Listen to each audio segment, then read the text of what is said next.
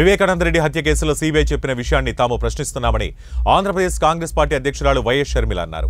YS Jagan AP పోలీసులను అడ్డుపెట్టి అవినాష్ని కాపాడి ఉండకపోయింటే న్యాయం జరిగి ఉండేదని షర్మిల అన్నారు. వివేకానంద రెడ్డి వ్యక్తిగత జీవితాన్ని రాజకీయం చేస్తే సహించేది లేదని షర్మిల హెచ్చరించారు. తాను ప్రాణాలకు తెగించి వివేకానంద రెడ్డికి న్యాయం జరగాలని పోరాటం చేస్తున్నట్లు షర్మిల పేర్కొన్నారు. వివేకానంద రెడ్డి గారి హత్య విషయంలో సీబీఐ ఏదైతే చెప్తుందో ఆ విషయాలు మాత్రమే రాజశేఖర రెడ్డి గారి బిడ్డ అయినా హత్య చేయబడిన వివేకానంద రెడ్డి గారి బిడ్డ అయినా మాట్లాడుతున్నది. సిబిఐ చెప్పకపోతే మాకు కూడా తెలియలేదు. హత్య జరిగిన రోజు మేము ఫలానా చేశాము అని మేము అనలేదు, ఎందుకంటే మాకే తెలియదు కాబట్టి. కానీ హత్య జరిగిన పరిస్థితులు ఆ రోజులు కంటే ఇప్పుడు 5 సంవత్సరాలు గడిచిపోయింది కాబట్టి ఈ 5 సంవత్సరాలలో ఎన్నో పరిణామాలు చోటు చేసుకున్నాయి. సిబిఐ సుదీర్ఘ కాలం పాటు విచారణ చేసింది. ఇదంతా జరిగిన తర్వాత ఇప్పుడు సిబిఐ చెప్పిన విషయము అవినాష్ రెడ్డిని అక్యూజ్డ్గా చేర్చింది సిబిఐ. సిబిఐ చెప్పింది మాత్రమే మేము చెప్తున్నాం. మేమేదో ఎవరి క్యారెక్టరో అసాసినేట్ చేయడానికో లేకపోతే ఎవరినో డిఫేమ్ చేయడానికో ఎవరినో ఓడించడానికో రాజకీయాల కోసమో ఇది చేయటం లేదు. కేవలం వివేకానంద రెడ్డి గారి ఆత్మకు ఈ రోజు వరకు న్యాయం జరగలేదు, శాంతి జరగలేదు కాబట్టే ఈరోజు ఇంతగా రాజశేఖర రెడ్డి బిడ్డ అయినా వివేకానంద రెడ్డి గారి బిడ్డ అయినా ఇంతగా నిలబడి కొట్లాడుతున్నాము అంటే ప్రజావేదికలో ప్రజా కోర్టులో ఈరోజు న్యాయం తెచ్చుకునే అవకాశం ఉంది కాబట్టి అడుగుతున్నాం.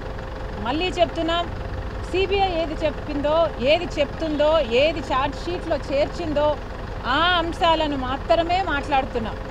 దానికి ఎందుకు భుజాలు తడుముకుంటున్నారు, ఎందుకు ఇంతగా భయపడుతున్నారు, మీరు ఓడిపోతారు అని మీరు నిర్ధారణకు వచ్చినట్టు మీరు ఇంత డెస్పరేట్గా ఇంత ఫస్ట్రేట్ అయ్యి వివేకానంద రెడ్డి గారి పర్సనల్ లైఫ్ని మీరు ఆయనను బదనాం చేయడానికి ఎంతగా ప్రయత్నిస్తున్నారో రాష్ట్ర ప్రజలందరూ చూస్తున్నారు. ఈ వికృత చేష్టలు మిమ్మల్ని ఎక్కడికి తీసుకెళ్ళావు, మిమ్మల్ని నాశనానికి దారి తీస్తాయని మళ్ళీ చెప్తున్నాం. వివేకానంద రెడ్డి గారు రాజశేఖర రెడ్డి గారి సొంత తమ్ముడు. ఆయన పర్సనల్ లైఫ్ ఆయన పర్సనల్ మాత్రమే. పర్సనల్గా ఆయనని ఇట్లా టార్గెట్ చేసి ఆయనని క్యారెక్టర్ అసాసినేట్ చేయడం అన్నది దారుణం.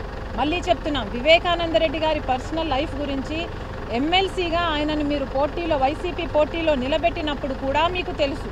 వివేకానంద రెడ్డి గారి పర్సనల్ లైఫ్ గురించి అవినాష్ రెడ్డి గారి కోసము ఆయన ఆఖరి నిమిషం వరకు తిరుగుతున్నప్పుడు కూడా మీకు తెలుసు. అప్పుడు అడ్డురాని పర్సనల్ లైఫ్, అప్పుడు మీకు అభ్యంతరం లేని పర్సనల్ లైఫ్, ఇప్పుడు ఎలక్షన్లు వచ్చాయి, రాజశేఖర రెడ్డి బిడ్డ వివేకానంద రెడ్డి బిడ్డ ఆయన న్యాయం కోసం తిరుగుతున్నారు అని ఇప్పుడు మీరు ఇంత భయంకరంగా ఆయనను బద్నాం చేయడానికి చూడడము అన్నది దారుణం. మళ్ళీ చెప్తున్నాం, ఆయన ప్రజాసేవలో బతికిన మనిషి, నెలకు 27 రోజులు బయట జనం మధ్య బ్రతికిన మనిషి. అలాంటి మనిషిని పట్టుకొని ఇంత దారుణంగా మాట్లాడడము సమంజసం కాదు, ఏమాత్రం కాదు. చనిపోయిన వ్యక్తి, సంజాయిషి ఇచ్చుకోలేని వ్యక్తి గురించి ఇంత దారుణంగా ఆయనను బద్నాం చేయడము, డిఫేమ్ చేయడము ఇది ఎవరికీ తగదు అని మళ్ళీ చెప్తున్నాం. అంతేకాదమ్మా, ప్రతి ఒక్కరూ గుర్తుపెట్టుకోవాల్సిన విషయం ఏమిటంటే పబ్లిక్ లైఫ్లో ఉన్న వాళ్ళు పబ్లిక్ సర్వెంట్సే. మేమందరము పబ్లిక్ సర్వెంట్స్గా పనిచేయాలనే వచ్చాము. కానీ పబ్లిక్ సర్వెంట్స్గా ఉండడం మాకు ఇష్టమే, కానీ మేమేదో పబ్లిక్ ప్రాపర్టీ అయినట్టు పబ్లిక్ టాయిలెట్స్ అయినట్లు ట్రీట్ చేస్తే మాత్రం ఇది సరి కాదు. మళ్ళీ చెప్తున్నాం, వైసీపీకి, వైసీపీ మూకలకి, వైసీపీ గుండాలకి, వైసీపీ నాయకులకి మొత్తం అందరికీ చెప్తున్నాము, ఇది తగదు. వివేకానంద రెడ్డి గారిని పర్సనల్గా టార్గెట్ చేయడము తగదు. థ్యాంక్ యూ అమ్మా, థ్యాంక్ యూ. అంతకు ముందు కలిశారు, హత్య జరిగాక కలిశారు, టేక్అవుట్ మ్యాప్స్లో అంత క్లియర్గా లొకేషన్ పిన్ పాయింట్ చేసి సిబిఐ ఛార్జ్ షీట్లో చేర్చింది. దానికి అవినాష్ రెడ్డి గారు చెప్తున్న మాట, గూగుల్ టేక్అవుట్స్లో 50 మీటర్ల దగ్గర నుంచి 1000 మీటర్ల వరకు తేడా వస్తుంది అని చెప్తున్నాడు. అయ్యా అవినాష్ రెడ్డి గారు, 50 మీటర్ల నుంచి 1000 మీటర్ల వరకు తేడా వస్తే మరి మొత్తం సాక్ష్యాలు నీ ఇంట్లోనే ఎందుకు చూపుతున్నాయి? 50 మీటర్ల అవతల ఎందుకు చూపట్లేదు? 1000 మీటర్ల అవతల ఎందుకు చూపట్లేదు? గూగుల్ టేక్అవుట్స్ నీ ఇంట్లోనే ఎందుకు చూపుతుంది? మరి అవినాష్ రెడ్డి గారు సమాధానం చెప్పాలి. అలాగే ఫోన్ కాల్ రికార్డ్స్ ఉన్నాయి, వాళ్ళు చేసినట్టు వీళ్ళు తీసుకున్నట్టు కాల్స్ అని కూడా సిబిఐ ప్రత్యేకంగా మెన్షన్ చేయడం జరిగింది. అది కూడా కాదు అని బుకాయిస్తుంటే ఇంకా దానికి ఎవరేం చేస్తారు? అధికారాన్ని ఇట్లా దుర్వినియోగం చేస్తే ఇంకా సామాన్యులకు కానీ ప్రజలకు కానీ న్యాయం జరిగే అవకాశం ఎక్కడుంది? సిబిఐ చెప్తుంది డబ్బు లావాదేవీలు జరిగాయి, వాళ్ళు ఒప్పుకున్నారు, అప్రూవర్లుగా మారిన వారైతేనేమి మిగతా అక్యూజ్డ్గా ఉన్న వాళ్ళు అయితేనేమి అడ్వాన్సులు తీసుకున్నారు అని ఇంత స్పష్టంగా సిబిఐ చెప్తున్నా కూడా కళ్ళు మూసుకొని లేదు ఇది కాదు అనడానికి మాకు దేవుడు ఇంగితం ఇచ్చాడండి. అందరికీ ప్రజలందరికీ కూడా దేవుడు కామన్ సెన్స్ ఇచ్చాడు కదా. మేమే చెప్తున్నాము, మేమే అనుకోలేదు, మా ఇంటి వాళ్ళే చేశారు అని ఇంతకుముందు. కానీ ఇప్పుడు ఇదంతా తెలిసిన తర్వాత నమ్మకుండా ఎలాగుంటాము? పోనీ ఇంకొకరిని చూపిస్తుందా? పోనీ సిబిఐ ఇంకొక సాక్ష్యాలు చూపిస్తుందా? సునీత వైపు చూపిస్తుందా? రాజశేఖర్ వైపు చూపిస్తుందా? వాళ్ళ గూగుల్ టేక్అవుట్స్లో కానీ వాళ్ళ ఫోన్స్లో కానీ వాళ్ళదేమన్నా సాక్ష్యాలు ఉన్నాయంటే ఎక్కడ ఏ సాక్ష్యాలు ఇంకా ఎవరికి కనిపించడం లేదు కదా. ఇదే సాక్ష్యాలు ఉన్నాయి. మరి అంతా మొత్తం అన్ని వేళ్ళు వాళ్ళనే పాయింట్అవుట్ చేస్తుంటే మరి ఇది కాదు అని చెప్తుంటే మరి ప్రజలు నమ్మాలి కదా. ఏదైనా సైంటిఫిక్గానే నమ్ముతారు జనాలు. దేవుడు మనకు కామన్ సెన్స్ ఎందుకు ఇచ్చాడండి? మనం కూడా జంతువుల్లాగానో మాలుల్లాగానో బతకచ్చు కదా. కానీ మనకు మైండ్ ఉంది, మనకు మెదడు ఉంది, మనకు ఆలోచించుకునే శక్తి ఉంది. ఇంత సభ్య సమాజంలో బతుకుతున్నాము. ఈ మాత్రం ఆలోచన చేసి న్యాయం కోసం నిలబడకపోతే, తెలిసినా కూడా న్యాయం కోసం నిలబడకపోతే ఇంక మనకు మనుషులకు మానులకు ఏమిటి తేడా?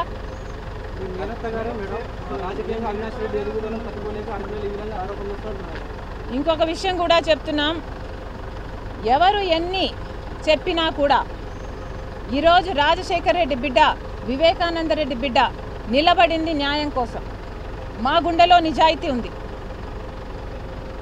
మళ్ళీ చెప్తున్నాం, ఇది న్యాయం కోసం చేస్తున్న పోరాటం.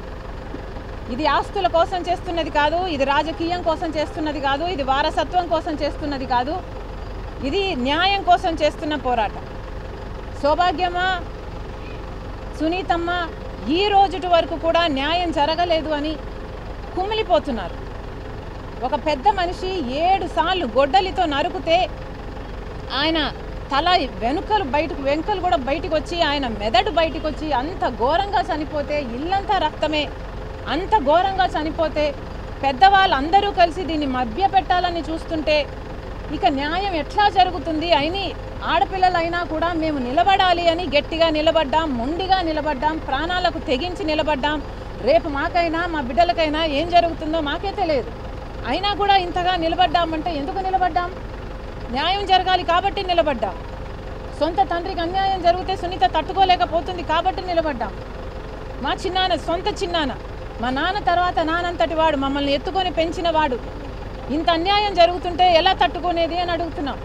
వివేకానంద రెడ్డి గారు ఆ రోజే చెప్పారు, అమ్మా నువ్వు పోటీ చేయి, ఎంపీగా నువ్వు నిలబడు ప్లీజ్ అని ప్రాధేయపడ్డారు. ఆ రోజు ఆయన చెప్పింది చేస్తుంటే ఎన్ని అనార్థాలు ఆగుండునో. కానీ దురదృష్టవశాత్తు అది జరగలేదు. కనీసం ఇప్పటికైనా చచ్చిపోయి కూడా 5 సంవత్సరాలు అవుతుంది. ఇప్పటికైనా న్యాయం జరగాలి, కోర్టులలో న్యాయం జరగాలి, లేకపోతే సమాజం మనుషుల మధ్య అయినా న్యాయం జరగాలని ఈరోజు రాజశేఖర్ రెడ్డి బిడ్డ, వివేకానంద రెడ్డి బిడ్డ మనస్ఫూర్తిగా ప్రార్థిస్తున్నారు.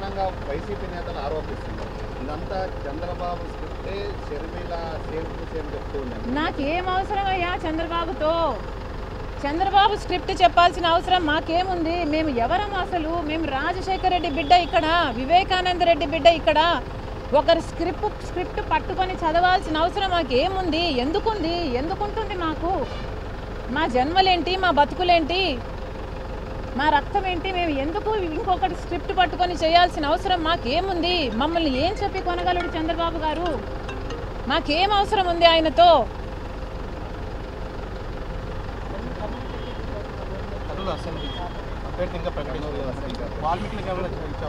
చూద్దామమ్మా, పిలిచి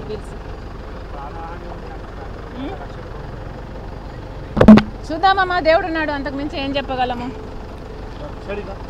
తర్వాత ఈరోజు మీడియాలో అంతా వస్తున్న విషయము, జగన్మోహన్ రెడ్డి గారు నాకు అప్పిచ్చారు అని నా అఫిడవిట్లో చేర్చడం జరిగింది.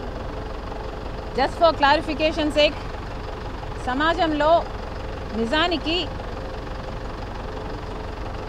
ఏ చెల్లెలికైనా తన ఆస్తిలో తన వాటా ఏ అన్నైనా తనకు ఇచ్చేయాలి.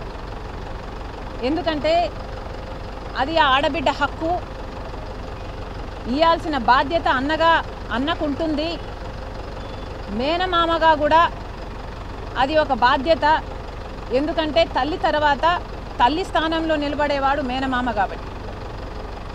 ఇది సహజంగా అందరూ పాటించే నియమం అయితే కొంతమంది చెల్లెలకి ఇవ్వాల్సిన ఆస్తి వాటాను ఏదో తమ వాటాగా భావించి తామేదో చెల్లెలకి గిఫ్ట్గా ఇస్తున్నాము అనంత బిల్డప్ ఇచ్చేవాళ్ళు కూడా ఈరోజు సమాజంలో లేకపోలేదు. అది ఒకవైపు అయితే, ఇంకొంతమంది అయితే చెల్లెలు వాటా ఇవ్వాల్సింది ఇవ్వకపోగా దాంట్లో ఒక్క కొసరు చెల్లెలకి ఇచ్చి అది కూడా అప్పు ఇచ్చినట్టుగా చూపించే వాళ్ళు కూడా ఈరోజు సమాజంలో ఉన్నారు. ఇది వాస్తవం. ఇది దేవునికి తెలుసు. ఇది మా కుటుంబం అంతటికీ కూడా తెలుసు. Thank you.